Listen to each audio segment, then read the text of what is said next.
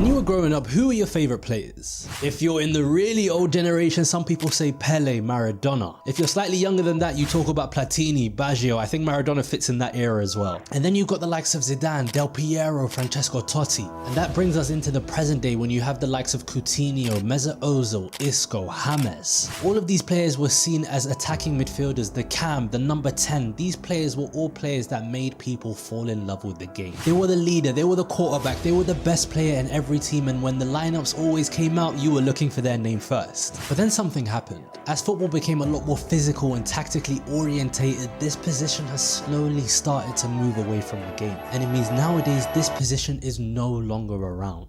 So in this video, we're going to be talking about exactly how and why this position died. I also recommend you staying to the end of this video because I'm going to be talking about a new position that people have been talking about that has been going through the game like a wildfire. So before we actually get into the main crux of this video, I think we have to pay homage or homage to the golden generation of this position, the golden generation of the attacking mids. As I mentioned in the intro, the attacking mid was like the quarterback. Everything seemed to go through them. They used to be the best dribblers, the best passers, the best shooters. They can be all over the pitch causing havoc to the opposition. When we look at them on the team sheet, they used to be positioned right behind the striker so that they could create and do mad things. In the 90s, you had the likes of Platini and Baggio, and then you had the likes of Zidane and Totti and Del Piero, and when we look at these guys, they were genuinely unplayable on their day. And when we look at these attacking midfielders, they all seem to have this arrogance about them, and it made them feel unmatched on the football pitch. No one had their aura, no one had their style,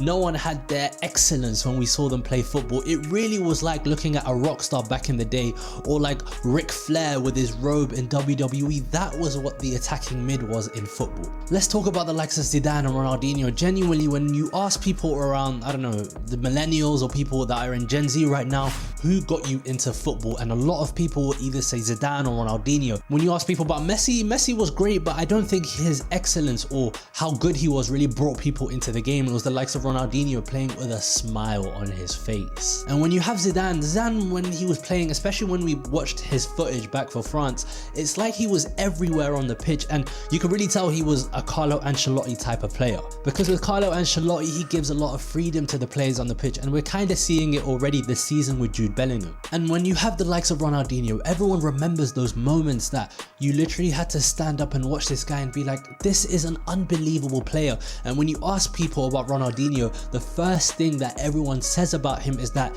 he's the one I watched growing up. He was my favorite player. He's the greatest of all time. He played football with a smile on his face. All of these different rhetorics were banded about Ronaldinho, and it's just how good he was, and it's just how the attacking midfielder was seen back in the day. But then something really weird happened in football. Something changed. Football evolved, tactics evolved. Everything that we saw back in the 90s and the early 2000s, that's not what we started to see during the mid 2010s. Teams started pressing more, and there was more of an emphasis on football for players to be physically fit and more tactically aware of everything going on around them. And players that were seen as specialist players had to become a lot more versatile. We don't really see them types of players that can only really play in one position these days. So all of these greats, what would they have done today? And as I mentioned in the past, teams always played a variant of a 4-4-2. It was that one central striker with that one withdrawn player. That was essentially the attacking mid in this role, kind of like a 4-2-3-1. But in the early to mid 2000s, teams started to shift towards a 4-3-3 to get more balance on the pitch. And none was more evident than seeing Pep Guardiola's team, and especially in 2009 and 2011, that Barcelona team did not have that number 10 player, because that number 10, aka Leo Messi, was playing up front. He was the quote-unquote false 9. So when you have that one player, that one number 10 that the team entirely caters their system around, it means that you have to get the best out of this player. And when this player does not do so well in a game, it means the entire creativity of the team falls off a cliff. So it now means that all of those players that were seen as number 10 had to be a lot more complete in their game.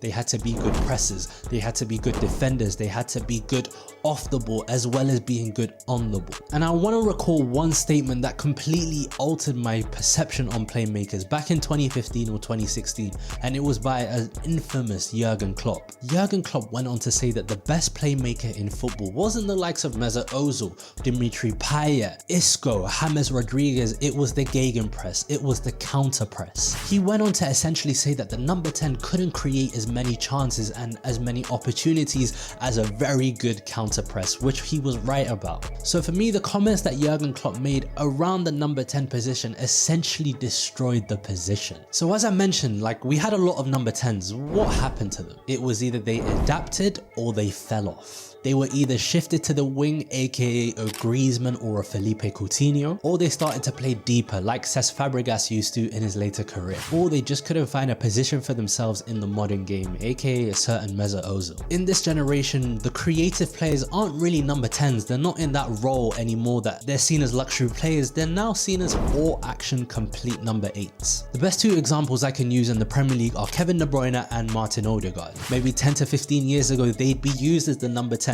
barely pressing, barely doing anything off the ball, they'd just be there being a focal point for their team. When you have someone like Kevin De Bruyne who's genuinely unplayable in all phases of the game, it means that he's adapted into today's game. And when you look at Martin Odegaard, whose perception is that he's a throwback or he's a player that kind of harkens back to the days of the number 10 and the playmaker, he is anything but that. Whilst he's so good at creating chances for his teammates, when you look at Martin Odegaard, he's the one that starts everything when it comes to the off the ball transition. Nowadays, the number 10 is an all action number 8 that is comfortable in all phases of the game. So as I mentioned at the start of this video, there's been a new position that has been coined, aka the 8.5. So what is this new position? Well, in an article written on The Athletic by Michael Cox, essentially he's calling it an 8.5 because they're mixing and matching the qualities of a box-to-box midfielder to a number 9. But I kind of disagree. I think maybe potentially we haven't seen it in a while, but the box-to-box,